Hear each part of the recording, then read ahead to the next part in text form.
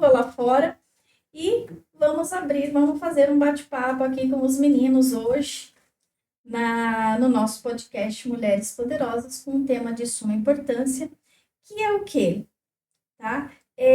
Falar sobre um pouquinho do autismo, né? Os desafios e o poder de superação. Estamos com 2 convidados maravilhosos, tive a honra de conhecê-los aqui um pouquinho, do seu dia a dia, de conversar um pouquinho com cada um.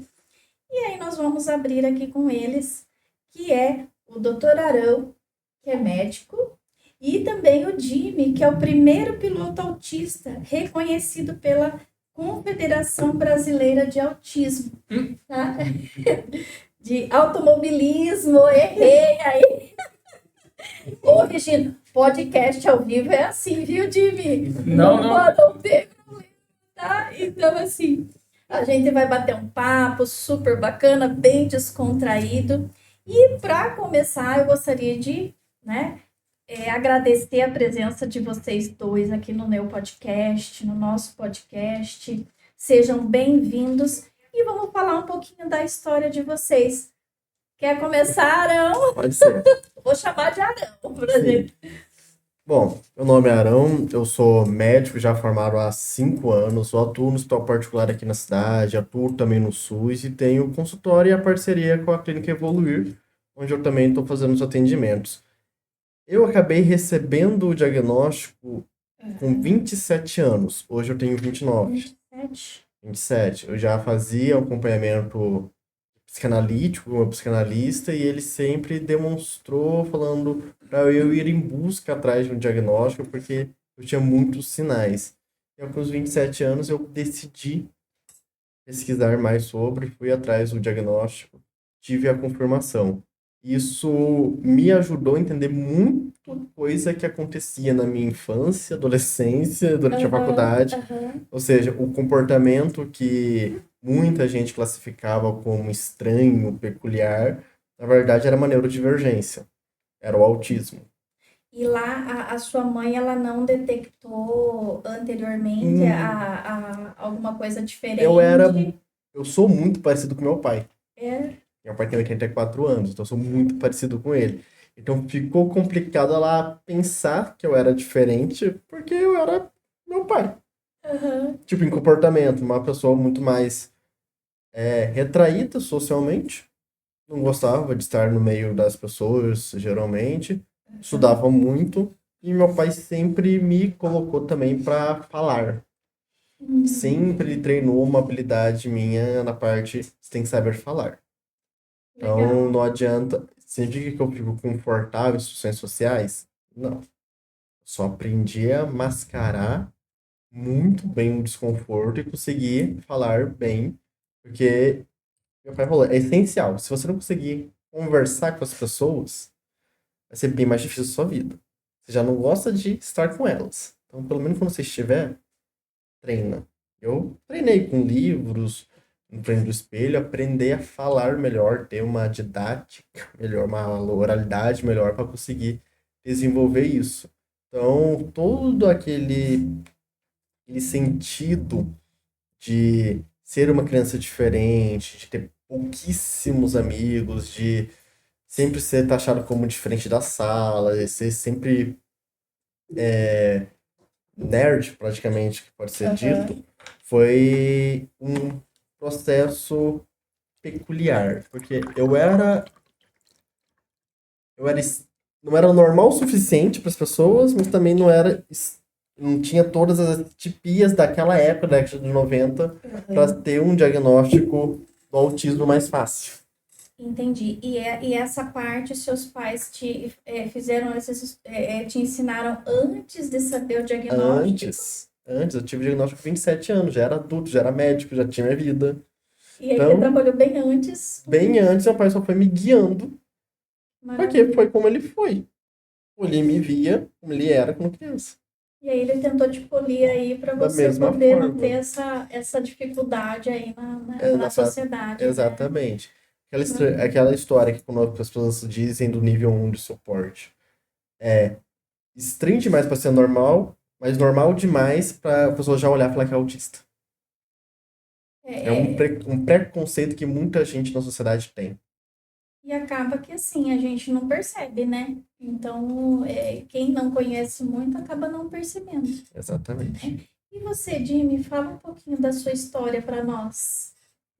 Como tudo começou? Certo. Eu sou piloto de corrida, eu atualmente corro de kart, porque o kart é a base do esporte a motor.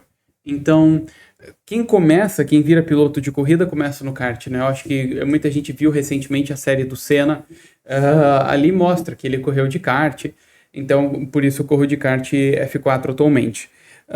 Eu sempre quis ser piloto de corrida, mas nunca pude, porque eu queria, eu era estudante na época, eu queria ser piloto de corrida e eu disse que eu queria correr, eu disse que eu queria ser um piloto de corrida profissional. Só que a resposta que eu tive foi negativa. Não recebi apoio. Então eu só vim a competir anos depois. Eu comecei a competir em 2022, né? Então eu tenho pouco tempo de carreira. Minha maior conquista como piloto de corrida foi ser vice-campeão Light Mato Grossense de kart, né, na categoria F4 Light. E atualmente eu sou o único piloto diagnosticado com autismo em atividade. Não existe outro. Legal, bacana, parabéns. Valeu. Quando eu estreiei, antes de eu estrear, eu precisava de uma habilitação, né? Então eu sou federado na CBA, Confederação Brasileira de Automobilismo, pela FAINT, Federação de Automobilismo do Estado de Mato Grosso, e eles sabiam que eu tinha autismo porque eu nunca escondi, em momento algum. E de primeiro eu achei que eles não ligassem para o fato de eu ter autismo, depois vim a perceber que na verdade eles não sabem o que isso quer dizer. Aí depois que quando eu entrei, vale lembrar, a CBA foi fundada na década de 1960. Então o que aconteceu foi que naquele momento eu tornei-me, pela primeira vez a CBA teve um piloto diagnosticado com autismo. Eu sou o primeiro que fez qualquer coisa.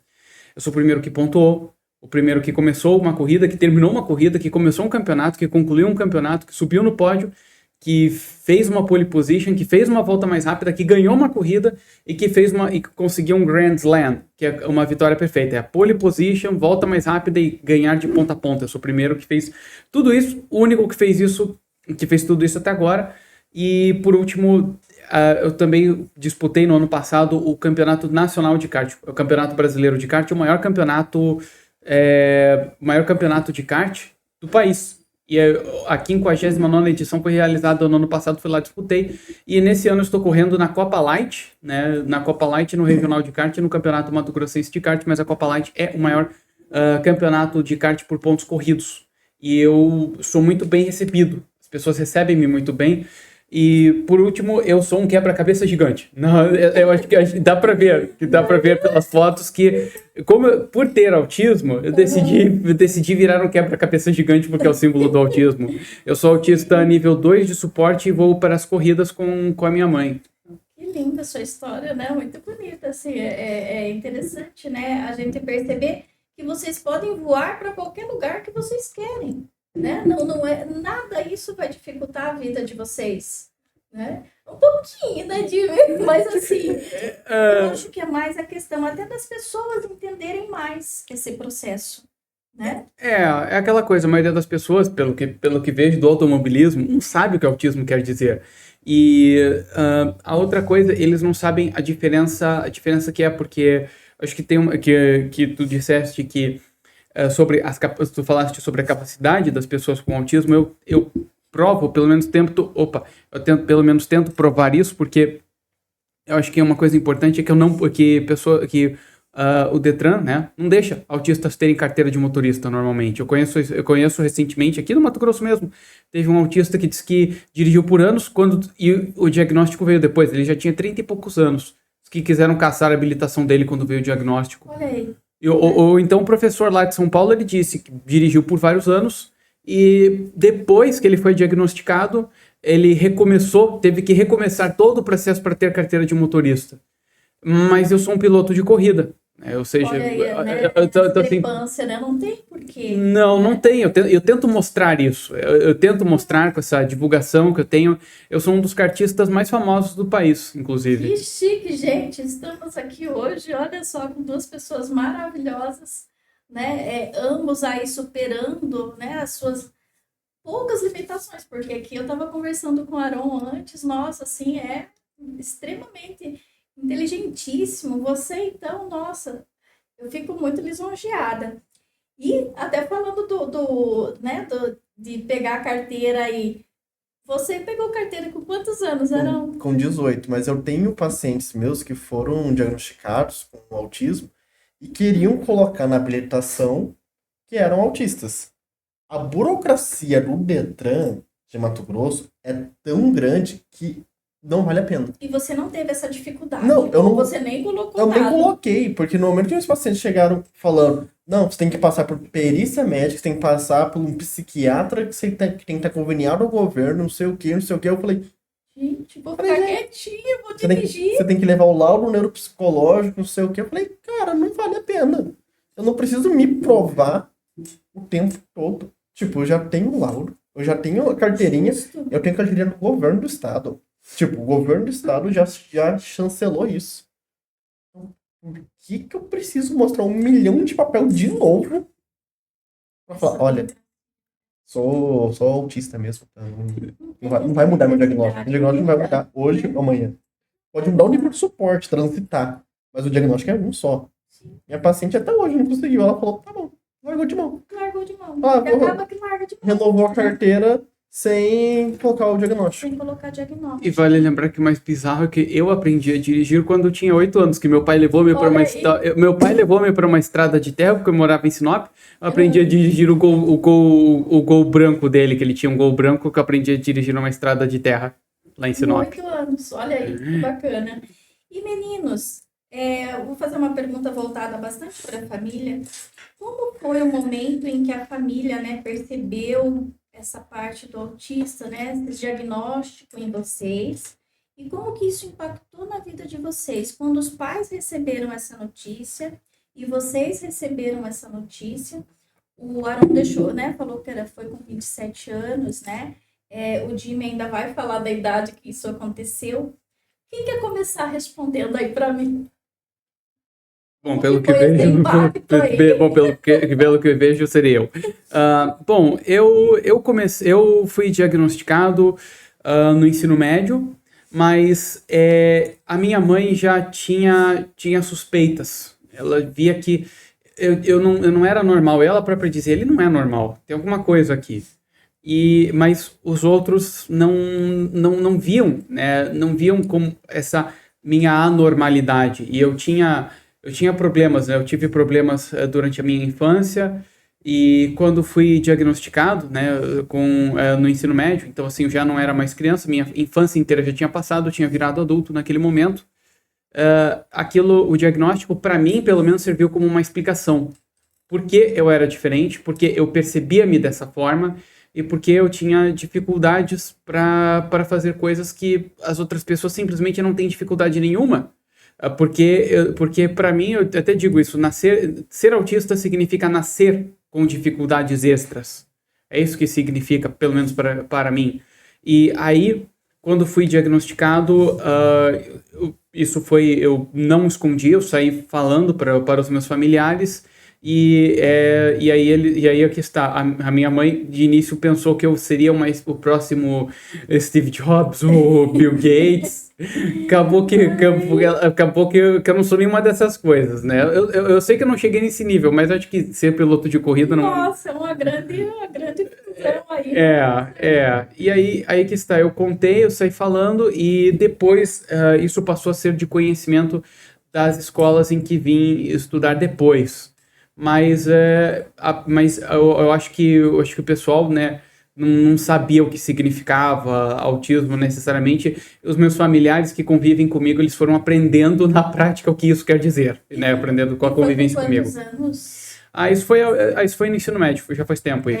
Foi no ensino médio. Hoje daí. você tá com quantos anos? Isso eu não quer falar, não sinto minha vontade problema não, nesse momento, não tem problema não.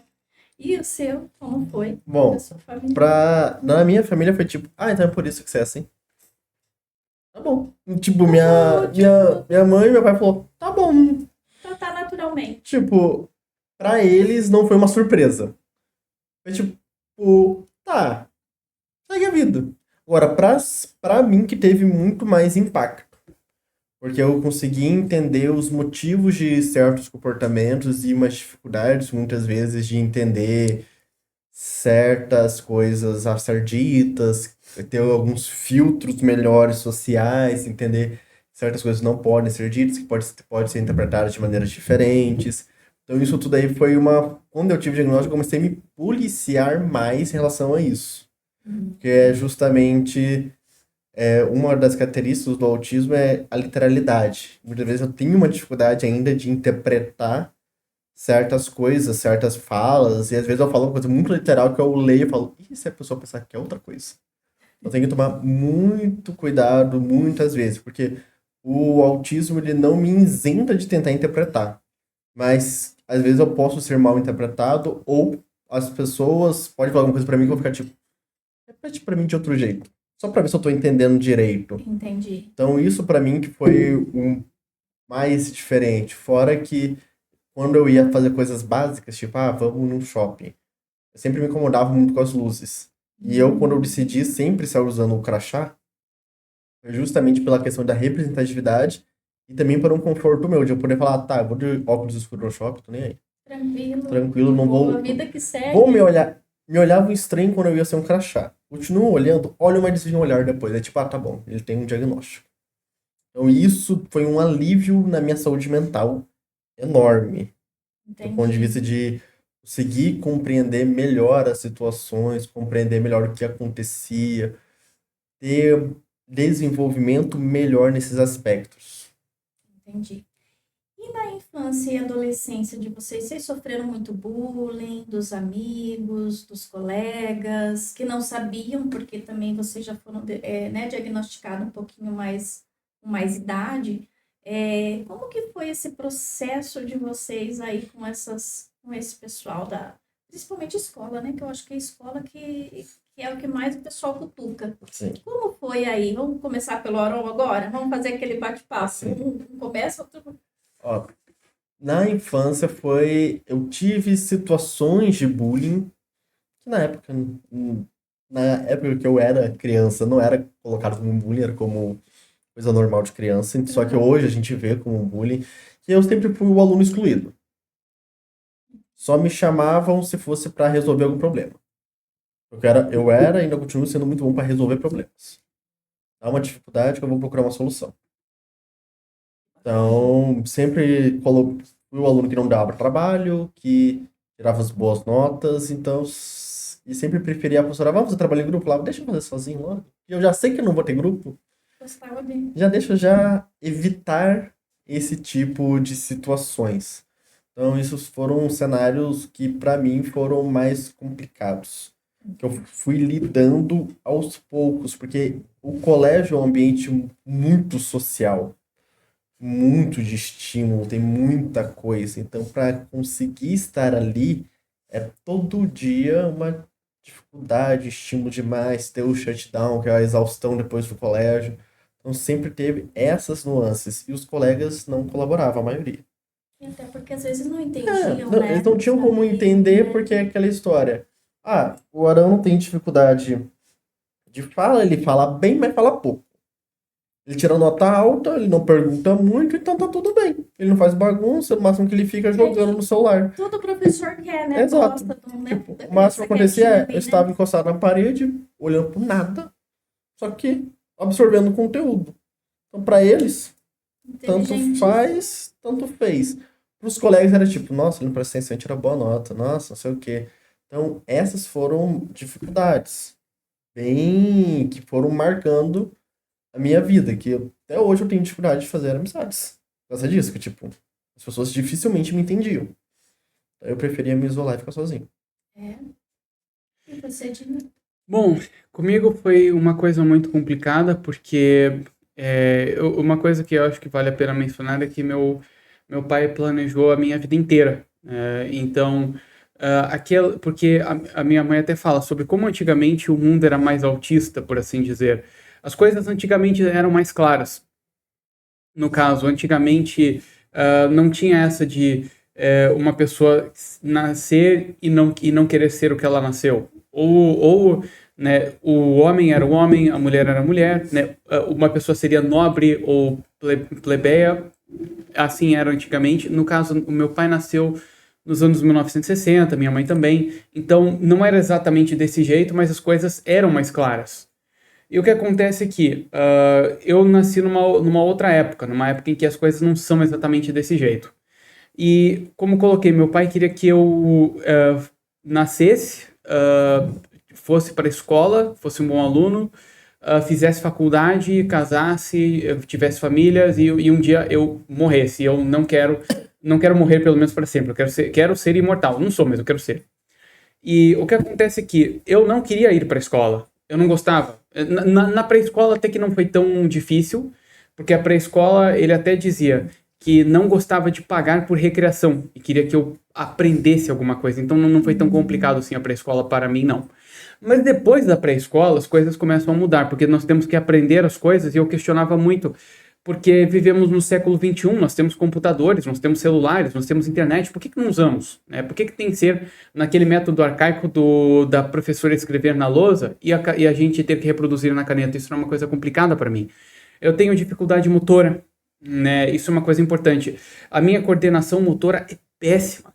É péssima. Eu não sei como raios eu consigo ser piloto de corrida, não sei por que eu consigo dirigir um carro, não deveria conseguir, em teoria, porque a minha coordenação motora é muito ruim. Então, o que acontecia é que eu tinha um problema para escrever, porque a minha letra é um garrancho, e eu escrevo muito devagar. Eu fui alfabetizado com letra de forma, e isso é incomum. O normal, pelo menos... O normal, pelo menos, né, os colegas de turma que eu tinha eram alfabetizados com letra cursiva, né, no caso, eles aprendiam a escrever com letra cursiva. Eu aprendi a escrever com letra de forma, assim que eu aprendi. E isso era incomum nos ambientes que eu ia, né, nas escolas que eu frequentava, e aí o pessoal teimava comigo, os professores não gostavam da letra que eu tinha, e a letra cursiva que eu tinha era pior ainda. É bem legível, pelo menos, seja de forma, seja de...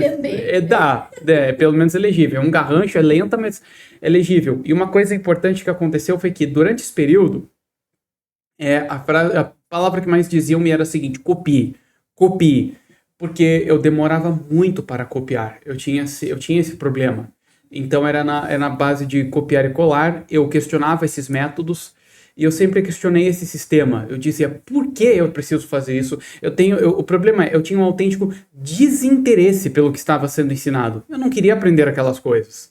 Eu queria seguir a carreira de um piloto de corrida, uma carreira padrão de um piloto de corrida que envolve abandonar a escola para correr de kart na infância e depois, né, correr com carros. O caminho é esse, né? A série do Senna mostra isso, né? E o que acontece é que eu queria fazer aquilo ali, era aquilo que eu queria fazer, só que eu não fazia porque a resposta que eu tinha, né, do meu pai não queria que eu fizesse isso. E ele dizia, quando estava na faculdade de engenharia, eu tinha que estudar teologia e filosofia. O que essas coisas têm a ver com engenharia? Nada. Mas reprova como qualquer outra, e agora é a tua vez. Então eu tinha que fazer parte daquele sistema, quer queira, quer não.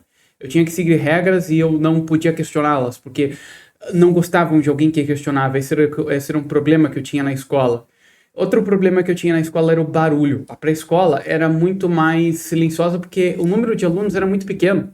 Abrir uma pré-escola não é uma coisa tão complicada, não é tão difícil. Dá para fazer isso numa casa, né? Inclusive eu estudei numa pré-escola que era uma espécie de uma casa, uma espécie de um casarão. Já uma escola não. Escola pública, eu estudei em escola pública e particular. E o que acontece é que nesse momento, nessas escolas que eu estudava, além de eu sofrer muito com barulho, de eu sofrer muito com os professores, mesmo no ensino médio, eu fui diagnosticado, fiz um teste de audição e descobri que eu tinha perdido uma parte da minha audição. Porque eu era exposto ao barulho com muita frequência. E uma das coisas que é importante mencionar é que eu tive uma professora de artes que ela disse, todos façamos silêncio por 60 segundos, por um minuto.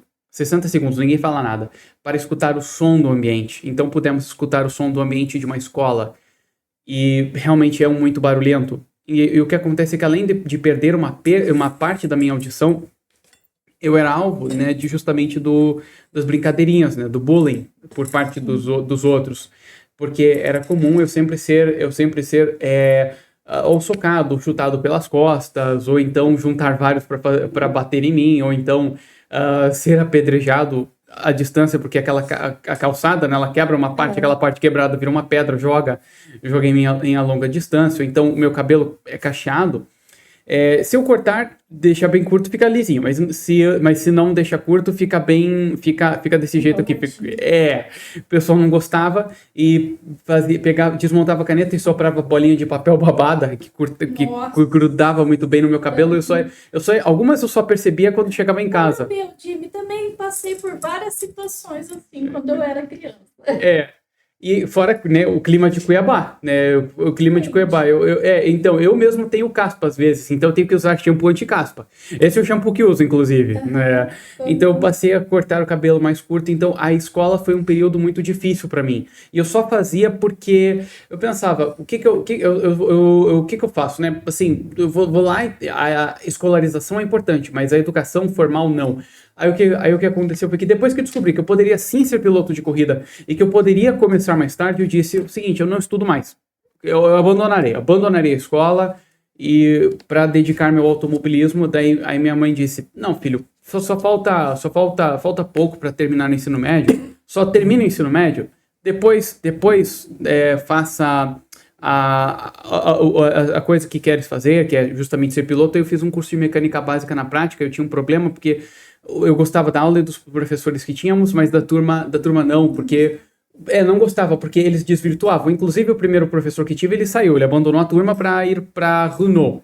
E o segundo foi ficando, ele entrava na brincadeira, mas o segundo não, o segundo foi ficando bravo. Chega no final, né, estávamos no final da turma, ele pegou uma chave de roda, bateu na mesa e disse, porque ele já não aguentava mais. Ele disse, quem quiser o diploma, quer nota, não tem problema, não precisa vir.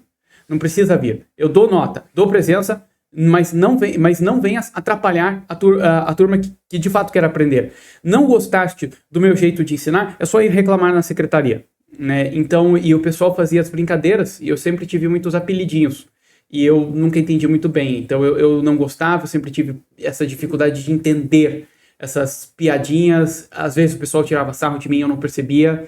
E essa foi a minha grande dificuldade na escola. E felizmente hoje eu já não estudo mais nada formalmente.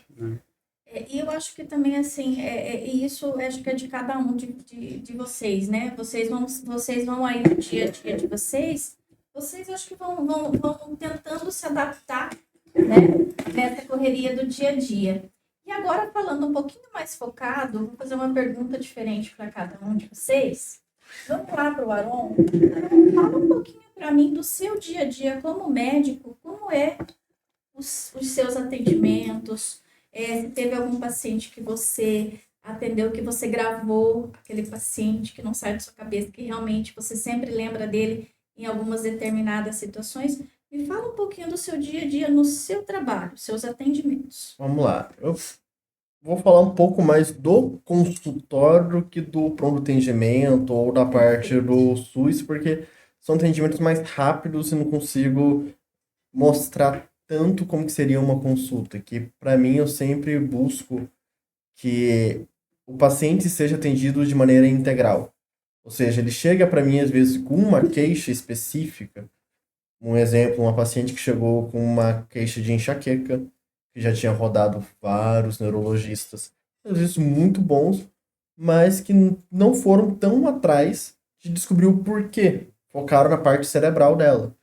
E eu, por gostar muito de estudar outros sistemas, buscar aprender mais sobre o funcionamento do corpo humano como uma coisa que liga a outra, eu falei, tem uma patologia, tem uma doença que é no coração que pode dar enxaqueca.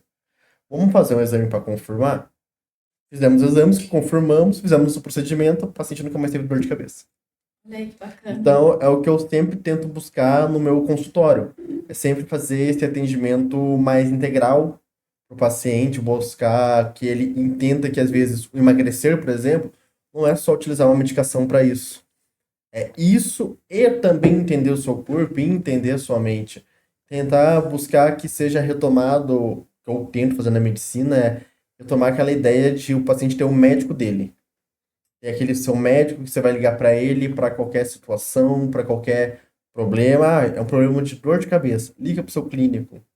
Muitas vezes ele vai saber resolver 90% da sua vida. E se ele não souber resolver, ele vai saber investigar, chegar no diagnóstico e mandar para quem resolve. Já, né, já tem essa intimidade, Exato. né? Você já criou aquele vínculo. Hoje a gente fala muito da questão do vínculo, né? Paciente, médico. E quando você realmente tem esse prazer de ter uma pessoa que está ali sempre, realmente, às vezes até chato, né? Aaron? Liga de noite. E aí, doutor, né? E Às vezes aí, né? manda, Como que eu às vezes faço? manda uma mensagem, às vezes eu demoro um pouco para responder, mas acabo respondendo. E quando a gente fala do pronto atendimento, é um pouco mais complicado, porque são atendimentos que eu tenho que fazer um pouco mais rápido, um pouco mais direcionado, mas eu sempre tento ver o que está além do óbvio. Às vezes uma dor no estômago é um infarto. Às vezes uma dor de cabeça é um aneurisma. Então eu sempre tento ir além do que está na minha cara. Isso foi uma coisa Entendi. que eu aprendi com o tempo de que às vezes o que está tão fácil não é o que está ali. Procura mais. Tem aquele paciente que chega com uma queixa inespecífica, eu tô com mal-estar, idoso. Não sei o que está acontecendo. Investiga. É esse cuidado que eu tento passar para os colegas médicos também, tipo, não se restrinja só àquele sintoma específico do paciente. Vê a história dele, vê se esse sintoma não tem mais tempo que ele está falando. Às vezes você vai pegar um AVC no início que você nem pensou, você vai pegar um infarto, você vai pegar alguma coisa que o paciente está tendo e ele não falou nada. Às vezes não falou nada específico, tipo, não falou dor no peito. O mal-estar. Só que é um paciente que é hipertenso, diabético, já tem problemas de gordura. A chance dele estar com mal-estar porque o coração dele está falhando é grande. Então, nesse ponto, um dos meus hiperfocos ser estudar muito sobre tudo, não só a medicina, mas sobre tudo, me dá uma visão muito mais completa do que eu vejo na minha frente. Acaba que eu não acabo ficando restrito naquela caixinha engessada. Eu tento ir abrindo o leque para tentar entender aquela pessoa que está na minha frente. Porque como eu tenho uma grande dificuldade social de entender as pessoas, eu fui procurar estudar muito, aplicar o que eu estudei para entender elas. Legal. Para fazer o máximo que eu posso para estar dentro de uma normalidade social. E já chegou algum paciente para você que você não conseguiu detectar naquele momento e depois você foi lá, estudou? Já, Já? já teve paciente que chegou no consultório e falou, não sei o que você tem. Faz esses exames aqui, quando chegar para mim, eu vou ter algum diagnóstico. Faz aqui, é mais ou menos nesse rumo. Eu fui estudar mais sobre os sintomas dele. Quando ele voltou, eu vi os exames, o que eu tinha estudado, eu falei, tá, agora eu tenho o nome da sua doença. Tá Conseguiu aqui, detectar? vai lá. Mas é aquela história, na medicina, a gente não sabe de tudo. A gente não é uma ciência exata. Sim, sim. A gente é muito mais abstrata muitas vezes. Então, às vezes o paciente chega com um monte de queixa, eu tenho que filtrar, chegar no diagnóstico principal e depois ir desmiuçando isso. Então, eu acabo sempre estudando mais em casa, às vezes algum caso de algum paciente está um pouco mais complexo, um pouco mais complicado, para conseguir lidar melhor com as situações. Entendi. E agora para o Jimmy. Jimmy, como que é o seu dia a dia lá na corrida? Quando você vai, tá tudo certo, você vai correr. Como que é essa tua convivência ali com seus amigos, com o pessoal que está te comandando ali, que está te orientando? Me fala um pouquinho mais. Lá no kart, né? Lá no kart. Bom, esse ano eu fui para as 1.000 milhas de Interlagos, né? Mas eu não fui correr, foi uma corrida de carros que eu fui lá presenciar. Bom, eu até esqueci de dizer que eu sempre fui muito ruim para jogar bola, que isso era importante na época da escola, porque era uma coisa que mudava o respeito, tal, o pessoal respeitava mais. Sobre como é o meu dia a dia é o seguinte, a corrida, para quem assiste, inclusive tem até canal no YouTube que eu coloquei uma câmera dentro do meu capacete e Sério, que legal. dá para assistir as corridas, assim, as corridas duram 15 minutos, são 2 ou 3 baterias de 15 ou 20 minutos cada uma, tem endurance, mas não é só isso. A verdade é que treinamos. Então isso é uma coisa importante, né? No ano retrasado, né? Aliás, em 2022 eu treinava toda quarta e todo sábado. Já 2023 eu treinava só 2 semanas antes da corrida começar. E conforme o tempo foi passando, fui treinando cada vez menos. Mas é o seguinte, não é só corrida, eu treino também. Então treinamos. Por exemplo, na Copa Light eu treino na quarta, na quinta e na sexta, e sábado é dia de corrida. E o que acontece aqui? Eu diria que o meu grande problema é entender o que está passando-se à minha volta. E entender que aquilo que as pessoas falam não é exatamente aquilo ali. Por exemplo, teve kart, existe o kart de 4 tempos, que é o que eu corro, e o kart de 2 tempos, que é bem mais caro que o 4 tempos para manter. E aí tinha um mecânico que estava lá e dizendo, não, eu e meu piloto aqui correremos de 2 tempos lá em Santa Catarina, mas não gastará tanto. Eu tentando entender como é que ele faria isso. Ele cortaria dinheiro do quê? Né? Ele não treinaria? É isso que ele iria fazer? Né? Ele correria com pneus mais duros? Eu queria saber como. E aí e eu tentava entender, mas eu não entendia. Depois a minha mãe disse o seguinte, filho, ele é um garganta. É isso que ele é um garganta. O que ele diz não é exatamente aquilo. Não é que ele esteja mentindo necessariamente, mas não é. Ele promete coisa e diz coisa que não é, né? Não é que ele queira enganar. Ou então nesse ano mesmo estávamos falando sobre Várzea Grande, né? Sobre a pista de Várzea Grande. Ela chegou e teve que dizer, filho, eles não querem falar sobre Várzea Grande. Eles não querem falar sobre. Não percebeste? Te respondi, não percebi. Eu não percebi que eles não querem falar sobre. Mas isso é uma coisa que acontece com muita frequência. Ou então, quando teve o Parque Novo Mato Grosso, que estavam inaugurando, e o meu kart não foi para lá, porque eu não tinha condição de transportar. Eu não tenho uma caminhonete ou algo que eu possa usar para levar meu kart até lá e depois tirá-lo de lá. Eu não tinha. E eu emprestava um kart, né? Eu emprestava um kart para poder treinar, e teve um dia que eu não pude emprestar o kart de um cara que prometeu mas o kart dele acabou tendo problema. E aí ela disse, filho, hoje não tem treino, não dará para treinar hoje, vamos embora. Não é para dizer que não dá, porque isso gera uma situação constrangedora. É dizer, não dá hoje, e aí dizerem, isso gera uma situação constrangedora. Só que eu não percebia. Eu não percebi isso, eu não tenho isso. E às vezes eu tenho o direito de cobrar uma pessoa, só que eu não sei quando que é a hora de cobrar. Né? Eu não sei quando que é a hora de cobrar, como devo cobrar. Ou então, recentemente eu mesmo estava falando no WhatsApp, né? E aí a pessoa não respondia as minhas perguntas. Ela disse, provavelmente porque a resposta seria negativa, só que a pessoa não quer responder. Não quer dar uma resposta negativa, por isso ela não responde. Ou então até agora eu tive uma coisa que aconteceu, que tinha uma consulta, uma sessão marcada lá num lugar, e aí disseram, nossa máquina quebrou e só dia tal, e só temos horário dia tal, e seria hoje o dia, só que hoje eu tinha um compromisso, eu tinha que vir aqui, perguntei, quais os horários? Tem esse, eu coloquei, não, esse não dá, tem esse daqui também não dá. Aí a resposta foi, não, demorará mais para consertar a máquina. Agora é só no outro dia. Só no outro dia eu perguntei, mas isso aqui parece uma sacanagem. Não parece ser verdadeiro, não. E aí, conseguindo conciliar. Porque assim, do tipo, já que não tem mais. Já que esses horários que nós temos não bastam para ti, então vai no outro dia, bem depois. Então. Te deixou aí meio calça justa. Aí eu pensei, mas isso deve ser uma sacanagem. E eu percebo que isso também pode acabar atrapalhando, porque o que acontece fora das pistas, às vezes, define o que acontece dentro. Às vezes tem isso, né? Às vezes isso acontece. Então, pode ser que eu tenha feito alguma coisa que não era, né? E vale lembrar que eu estava questionando a incoerência de um kartista profissional, que ele é coach, né? Ou seja, ele é um coach, ele ensina os outros a correr melhor. Ele é um especialista do kart. Eu comecei a questionar as incoerências dele. Só que eu comecei a fazer isso em público, não era para fazer.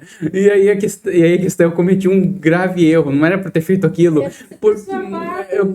Porque o kart é a vida dele, a profissão dele. Eu vou lá e vou questionar e vou mostrar para todo mundo que ele é um professor incoerente, né? Mas não era a minha intenção, não era isso que eu queria fazer. Eu só questionei, como assim? Tá criando regra? Você tá criando regra para umas que não vale para os outros? Por que a regra vale para esse aqui e para o outro não? E isso depois disse, filho, todo mundo no kart incoerente já não percebesse que os outros estão criando regra para o outro não o tempo todo, isso é normal, né? Não é para questionar, eu parei de questionar as incoerências dele, e não sei se é por causa daquele questionamento, naquele dia, que ele começou a dizer, faço o que digo, não o que faço. Ele começou a dizer isso. Então, tem, né? tem. Então acaba que é um ambiente que é um ambiente muito acolhedor, muito receptivo, porque quase todo mundo que corre de kart não é profissional e não quer ser, é passatempo. Então, é um ambiente muito amistoso, muito amigável, e essas coisas acontecem. E uma coisa que eu acho que vale a pena mencionar é que eu não percebo o que acontece quando o pessoal toma todas. Porque depois que a corrida acaba, é normal o pessoal abrir uma cervejinha, tomar, só que bate o efeito da cerveja, o comportamento da pessoa muda e eu não percebo. E aí teve um coach que estava lá, né, e eu comecei a questionar as incoerências dele, e ele parecia que ele parecia gostar de discutir, só que eu não percebi que a discussão não teria fim porque ele tomou todas, então parecia que ele queria discutir. Aí teve um outro mecânico teve que dizer, tchau, Jimmy. Chega. Tchau, Jimmy, pode ir embora. Porque a discussão não teria fim, e aí que está, eu não percebi. Ou então, como quando chegou um cara que disse que cada corrida que eu faço tem um custo, chegou um cara que disse que pagaria as minhas taxas de inscrição, porque para cada corrida que a gente faz, a gente tem que pagar uma taxa de inscrição. O Kart Club usa esse dinheiro para fazer a corrida acontecer e eu não tinha dinheiro. Ele chegou e disse, eu pagarei pelas tuas taxas de inscrição, mas não é para sair falando, ok, não tem problema, só que eu não percebi que ele tomou todas, e aí vale lembrar, ele pagou sim, ele pagou, isso importa, mas é curioso que depois todo mundo ficou sabendo. E circulou como uma notícia boa, porque ficaram felizes por mim, pelo fato de que eu poderia disputar o campeonato, provavelmente até o fim, porque ele pagaria as minhas taxas de inscrição. Mas eu pensei, né, meu box fica numa ponta. O pessoal do box que fica na outra ponta, né, porque tem os boxes em fileira. Então meu box fica numa ponta. O pessoal do box da outra ponta já está sabendo, ou seja, já cruzou.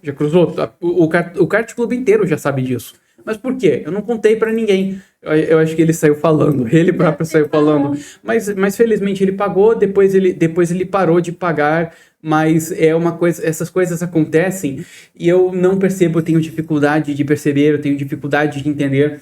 E é por isso que a minha mãe vai comigo, porque ela percebe. E vale lembrar que no automobilismo existe muito ego envolvido. Existem pessoas no mundo que organizam eventos gigantescos, né? Tem até um filme que mostra isso, que é uma história de ficção, acho que é, que a pessoa tem um ego, então para abastecer esse ego, né, para alimentar esse ego, a pessoa faz aquilo, e no automobilismo tem muito disso, e eu não percebo quando é ego, quando não é, como tem cara que ele tem um monte de puxa-saco ao redor dele, mas eu não percebo isso. Então é uma coisa que a minha mãe percebe e eu não, por isso leva comigo normalmente. Inclusive a mãe do time tá aqui, né? Então, assim, a gente tem a honra de conhecê-la também. E assim, eu acho bacana vocês estarem trazendo esse dia a dia de vocês. Assim como vocês, tem muitos outros, né? A Tatiana da AMP esteve aqui conosco, falou um pouquinho da dificuldade, eu acho que vocês conhecem ela. A Joana do Evoluir também esteve aqui. Semana que vem nós estaremos com uma neuropsicóloga aqui também falando sobre autista. Então, assim, eu acho que isso é importante as pessoas conhecerem, eu acho que está aí, realmente não é de muito tempo que se está focando bastante e trabalhando essa linha de como lidar com vocês, como estar com vocês e vocês conosco, né? É diferente? Não, eu acho que a gente tem que tratar, assim, às vezes eu acho que um pouquinho mais de tato, né? Podem me dizer se eu estou errada ou não, né? Aqui é um bate-papo, Mas, assim, eu acho que as pessoas realmente elas precisam entender mais esse processo. Esse bate-papo nosso aqui, ó, tá sendo muito legal. Porque eu também, eu conhecia um pouco, porque eu tenho amigos que têm filhos autistas e são extremamente inteligentes. Inclusive na matemática. Vocês também são bons de matemática? Não, eu sou terrível em matemática. E você, né? Eu sou bom em matemática, eu sou bom em exatas. Vale lembrar que tem corrida que assim, tem até vídeo que eu estou liderando a corrida, e aí aparece na minha tela, e eu começo a pensar, tá, eu quero acabar logo a corrida. O que eu faço para fazer o tempo passar? Já que eu sou ruim de matemática, de tempos em tempos eu lerei o número que está aparecendo na minha tela, o número de voltas que eu já dei, e tentar calcular quantas faltas, então justamente porque eu sou ruim, demorará um tempão, e é uma forma que eu tenho para distrair-me, aí quando vira a corrida acabou e pronto, isso acontece quando eu estou liderando, ou quando eu quero que a corrida acabe logo. Quero acabar logo, eu faço isso. Ai, que legal, você viu? E assim, essa amiga, filha de uma amiga minha também. Gente, ela é extremamente inteligente. Matemática, ninguém bate nela. E assim, e ela tá com 15 anos agora. Eu falo, gente, tira só nota 10 em matemática. Eu falei, olha que bacana, né? Então, assim, e são dificuldades que às vezes o normal tem e vocês não têm, né? Alguma coisa, o hiperfoco, por exemplo, né? Essa parte de estudar. Não é todo mundo que gosta de estudar, né? Viu? O Jimmy já não gosta de estudar. Não. Aaron gosta de estudar, né? E isso é bacana, né? Porque eu vejo assim, o autismo, ele é um diagnóstico que a gente recebe. E aí, geralmente, vem o diagnóstico junto de algumas altas habilidades. São duas coisas que podem andar juntas ou não. Ou não. Ou não. Então, um dos meus hiperfocos que acaba se encaixando em autoestabilidade é a minha capacidade de aprender praticamente qualquer coisa que eu queira. Legal, isso Então, é muito isso importante, é uma autoestabilidade né? minha, do Jimmy ao automobilismo. O hiperfoco em automobilismo, vale lembrar que eu estudei muita coisa sobre o automobilismo, até poderia falar sobre, mas que eu vi como eu poderia tornar-me atraente para empresas, porque o automobilismo, de modo resumido, é uma vitrine.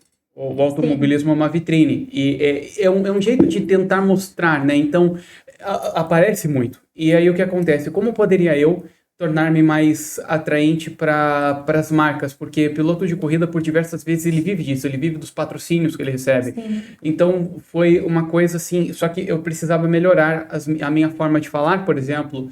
a minha primeira entrevista para a TV, eu fui meio assim mais baixinho, mas falando mais baixinho, mas assim, porque justamente eu tinha essa dificuldade. Agora, hoje, né, hoje eu tenho mais facilidade. Uma coisa que fiz, eu acho que vale a pena mencionar, foi ver políticos nos debates e alguns desses políticos são réus confessos. Eles próprios dizem que eles são ladrões. Não sei quem está dizendo, eles próprios dizem isso. Como o caso de uma mulher que foi candidata para a prefeitura porque o marido dela teve alguma irregularidade e ela no debate disse, eu quero defender aquela corrupção. Ou então o caso de um vereador que disse, eu tenho orgulho de fazer parte do PT, que é o maior partido da América Latina, eu estou aqui concorrendo para melhorar o nosso princípio, que é fazer muito e roubar pouco. E isso é uma coisa que ele disse numa transmissão que ele fez. Ou então um político que disse durante a pandemia, ele disse o seguinte, ele era ex-prefeito de uma cidade, ele disse, eu sei que roubei, mas eu não roubei tanto quanto esse outro aqui. Porque um político rouba normalmente para dar para o povo. Esse não, esse roubou para ele. A maior casa da cidade é dele. E ele disse isso no evento ao vivo. Eu pensava, esses caras são ladrões. Eles próprios estão dizendo isso. Eles estão pedindo votos. E eles conseguem... Como é que eles conseguem fazer isso? Então eu melhorei nisso. Tentei melhorar essas partes sociais minhas. Bem melhor. Estou bem melhor nisso do que era antes. Principalmente para tentar dar entrevistas e tentar, pelo menos tentar tornar-me mais atraente para as marcas, para ser patrocinado. E, é claro, ver o que os pilotos de corrida do passado faziam para ter algum tipo de sucesso, o que eles poderiam fazer para ter sucesso. O automobilismo tem grandes nomes, mas a grande maioria dos pilotos de corrida não tem tanto destaque. Porque numa corrida é só um vencedor.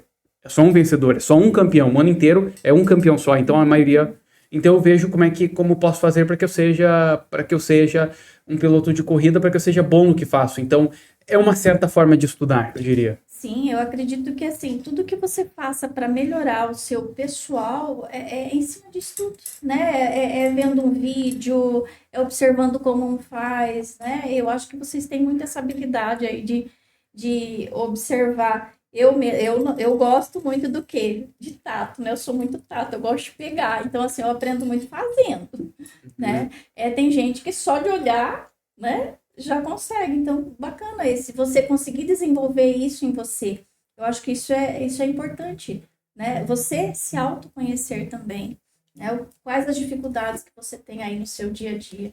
E isso é muito legal. E meninos, olha como o nosso tempo passou rápido, né? Então, assim, já foi aí 1 hora brincando aí, nós conversando, trocando bastante aí experiências. E eu queria agora, né, para a gente tá quase finalizando. O que vocês acham aí, vocês aí, quem quer começar? Um conselho para os autistas, família e profissional que atua na área. Quer começar? Um conselho que eu posso dar para todos que convivem com pessoas que têm diagnóstico de autismo, profissionais que atuam nessa área e famílias que tenham, é que não limite o autista. Não coloque nele esse rótulo e coloque ele num cabresto falando que você vai conseguir fazer uma coisa. Tente sempre desenvolver ele dentro das habilidades que ele demonstra. Sempre busque um espaço mais acolhedor para ele. Porque a principal coisa que eu coloco para todo mundo é, a partir do momento que a gente coloca um crachá, que a partir do momento que a gente coloca uma blusa como do Jimmy, nos colocamos como somos, autistas. Nós não estamos, nós somos. E a sociedade tem agora a obrigação de nos acolher, e não a gente ficar se adaptando a ela. É uma frase que eu sempre digo, o lugar do autista é onde ele quiser, desde que ele tenha um suporte para isso. E a sociedade tem que se adaptar para a gente, e não ao contrário. E eu acho que a sociedade, ela está tentando fazer essa adaptação todos os dias, né? Tanto que se fala muito agora nessa questão, e eu acho que a gente, todos os dias a gente precisa entender esse processo, Sim. né? E você, Tim? Bom, eu diria que para as pessoas que lidam com autistas, especialmente na escola, eu não sabia na época quem inventou a escola e para quê, e a história não é bonita, não é legal, mas de modo resumido eu diria que para as pessoas que têm parentes ou alunos com autismo na escola, que têm dificuldade na escola, no ensino formal, isso não significa que ele não consegue fazer nada. Ele pode ter uma habilidade especial que não teve oportunidade de demonstrar, ou que simplesmente não serve para a escola, não serve. E se ele não quiser estudar, se ele não quiser aprender a escola, deixa quieto. Né? Deixa quieto. Não quer dizer que não poderá ser um bom profissional naquilo que escolher. As pessoas com autismo têm habilidades e podem ter e não fazer ideia. Por exemplo, a minha coordenação motora é terrível, mas eu ainda assim consigo ser um piloto de corrida e consigo vencer. E pelo menos quando dá. Então, eu acho que as pessoas com autismo deveriam pelo menos tentar fazer aquilo que elas querem fazer. Eu acho que pelo menos tentar, e que as pessoas ao redor deveriam dar um incentivo, pelo menos dar uma chance, dar uma oportunidade. Pelo menos deixa tentar. Eu acho que essa é a grande mensagem que eu pelo menos tento passar como um piloto de corrida com autismo, que é justamente isso, pelo menos tentar, pelo menos dar uma oportunidade, dar uma chance para as pessoas com autismo, dar uma chance para si próprias e tentar, e para as pessoas que lidam com autistas, justamente deles a oportunidade. Se não conseguir fazer se o autista não conseguir fazer uma coisa, não quer dizer que ele não consiga ser bom em outra coisa. E o fato de ser ruim na escola não significa que a gente tem muito estereótipo, que quem sai-se mal na escola nos anos será ruim em qualquer outra coisa, ou que não dará certo na vida. Isso não é verdade. Então assim, se não sai-se bem na escola, não quer estudar, deixa quieto. Deixa. Deixa aí, que não tem problema não. Outra coisa que eu queria dizer, eu queria agradecer, eu tenho muito que agradecer ao deputado estadual Nininho, que ajudou-me muito a continuar correndo esse ano, porque cada corrida que disputo é um custo, cada campeonato é um custo, cada corrida que fizermos é um custo, e isso ajudou muito, porque o fato de eu poder correr por si só já é muita coisa, porque eu não sou milionário, eu não sou bilionário. Então, eu posso correr nessa corrida, eu posso correr na outra.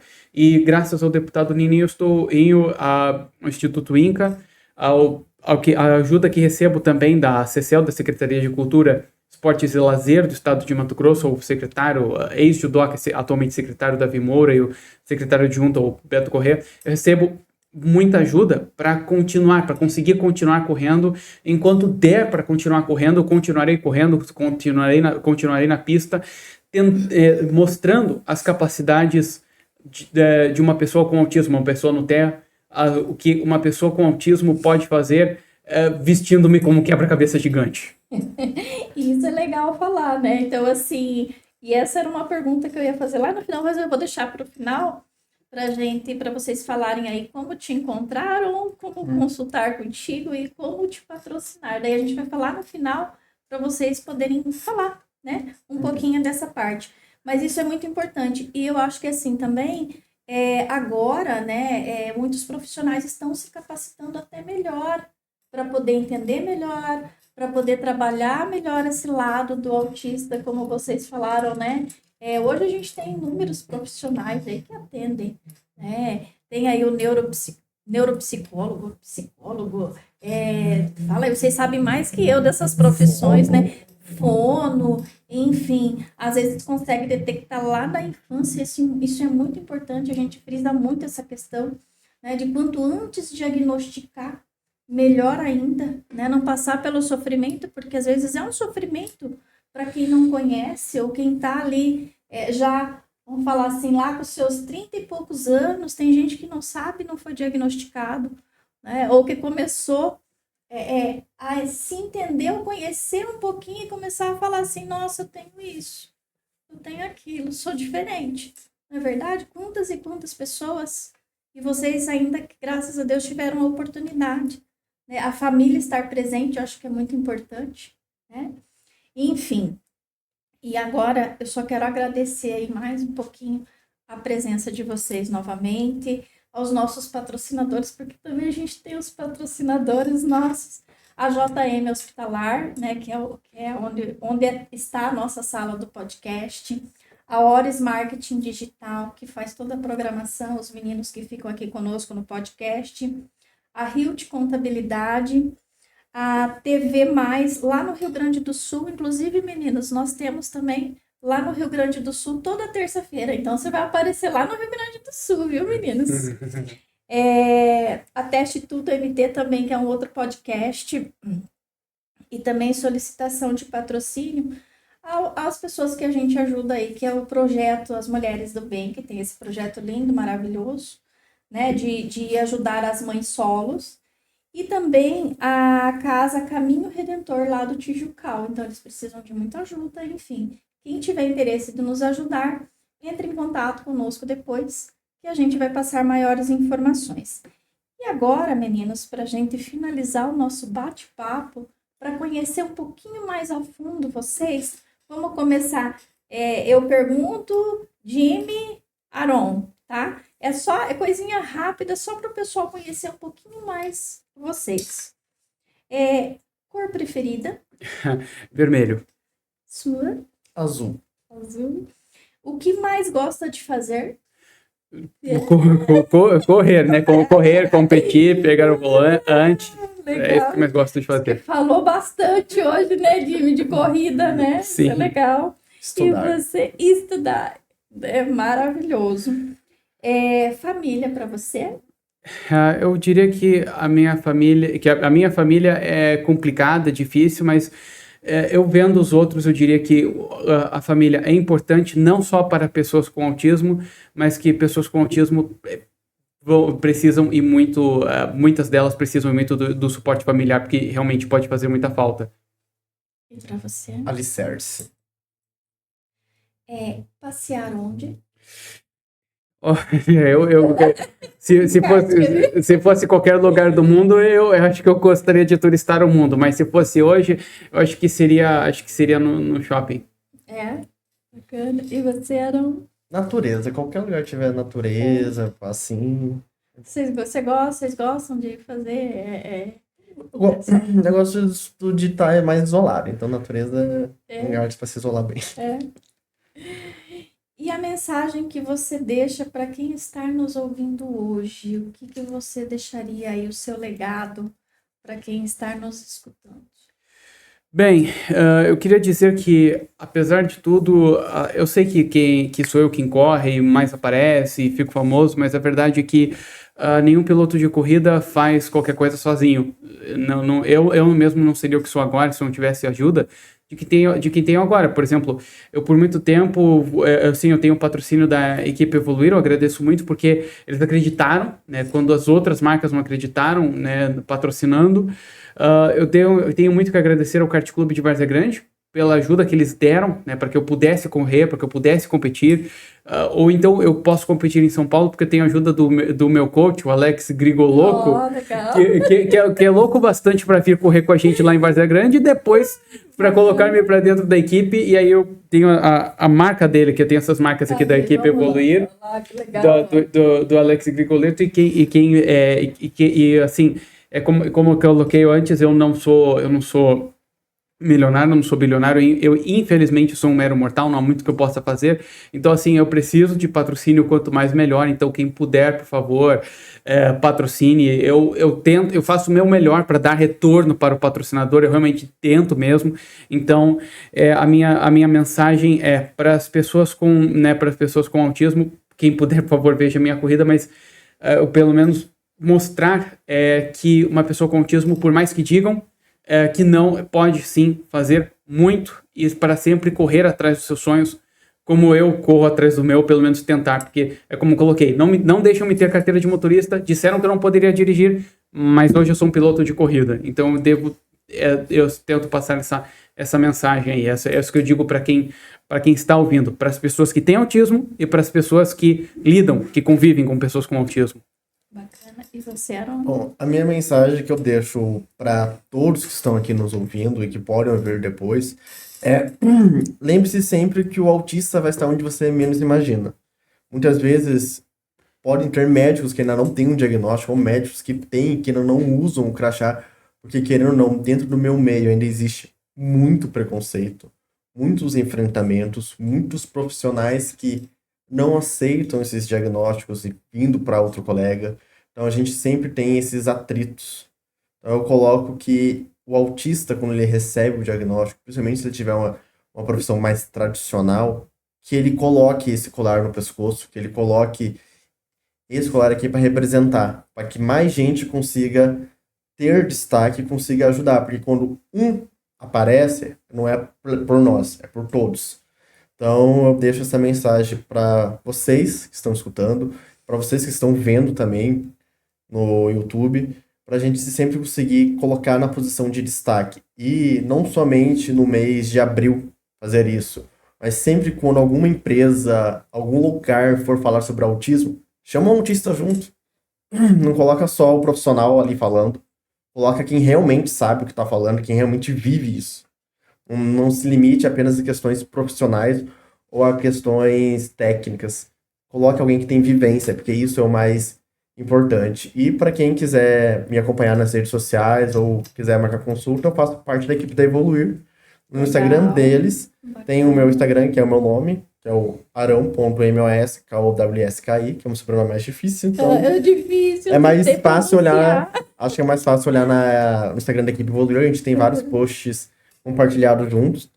Então, só marcar Legal. consulta que a gente está sempre disponível para fazer o melhor para cada paciente e está sempre levando a mensagem que o lugar do autista é onde ele quiser e a sociedade que se adapta a ele.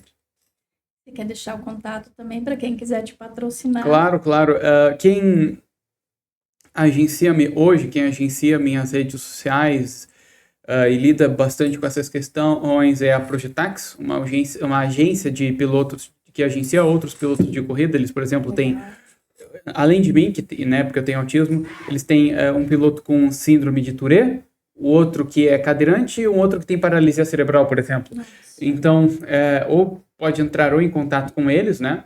ou entrar em contato diretamente nas minhas redes. É só pesquisar no Instagram, é Piloto Autista, assim, é Piloto Autista Jimmy Racer, mas se digitar Piloto Autista já aparece. E a última coisa que eu queria dizer é que até sobre ser autista e não saber, os meus avós paternos, eles tinham sinais de autismo, mas eles morreram há muito tempo, só que eles nunca foram diagnosticados, justamente por isso. Mas é bem possível que fosse, mas eles morreram antes do diagnóstico chegar, talvez. Pode ser, e antigamente não se tinha, né? Antigamente falava assim, ó, esse menino aí só dá trabalho, meu Deus do céu, tem que levar, ó, era só né, no laço mesmo, e agora não. Eu acho que a sociedade, ela começou a entender esse processo, né? Esse diagnóstico, enfim. E eu só tenho a lhe agradecer, um dos intuitos de trazê-los aqui é que realmente não só profissionais viessem, mas trazer vocês para a gente conhecer um pouquinho do dia a dia. Eu acho que isso foi super importante, né? Da gente se encontrar, com certeza. Eu vivo dentro de hospital, viu, Aron? Então a gente vai se encontrar por aí, até porque o nosso trabalho está lá dentro, né? Enfim, você, nossa, um sucesso aí. Eu só tenho a lhe agradecer a presença de vocês aqui mais uma vez. E esse bate-papo foi muito legal. E aí, mais um dia, né? Mais uma terça-feira acabando. Enfim, quem quiser entrar em contato, pode me mandar um oi também, que a gente passa o contato dos meninos, passa né, os links aí para vocês poderem fazer esse acompanhamento. E um prazer enorme estar aqui com vocês. Um beijo. Pessoal, agradeço a todos que estão aqui participando conosco, né? Tem várias pessoas aqui participando. E, mais uma vez, até a próxima segunda-feira. Um abraço a todos. Até mais. Tchau. E aí, meninos, gostaram?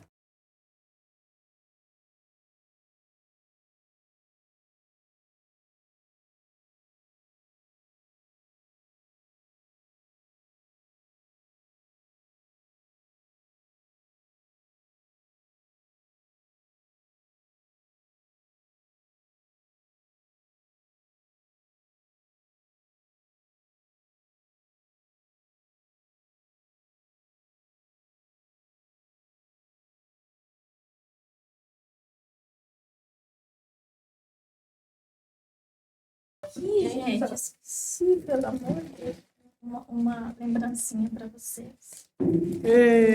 Uma lembrancinha. Nossa. Agora que não, a gente, o papo tava tão bom, não é a primeira vez que eu esqueço de dar o presente. Na maioria das vezes eu esqueço. Só quando eu vou tirar foto eu lembro. Gente, olha o presente, esqueci. Vamos tirar uma foto aqui, menino. Você me manda? Você me manda? Em pé, beleza. Deixa eu só erguer a câmera aqui.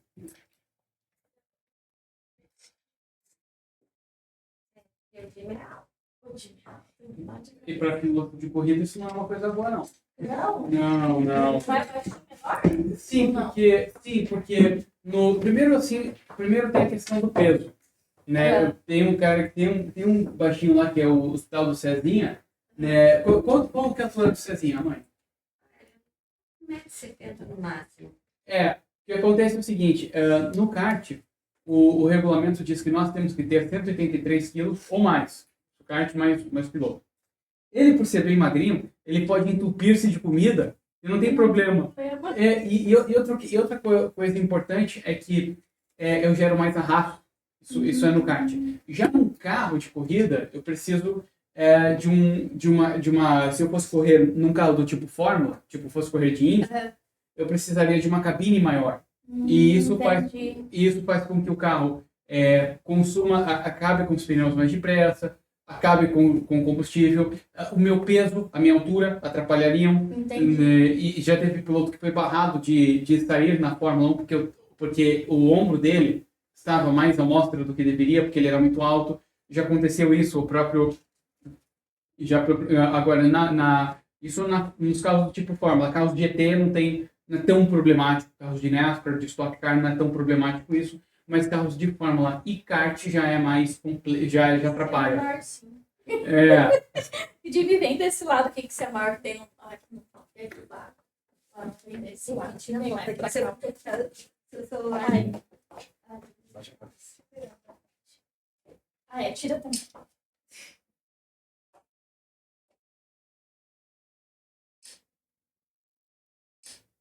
Tá muito sério, time. Não apareceu esse negócio aqui, não. Não, mas... eu coloquei, não sei se isso melhorou meu áudio, mas... Sim.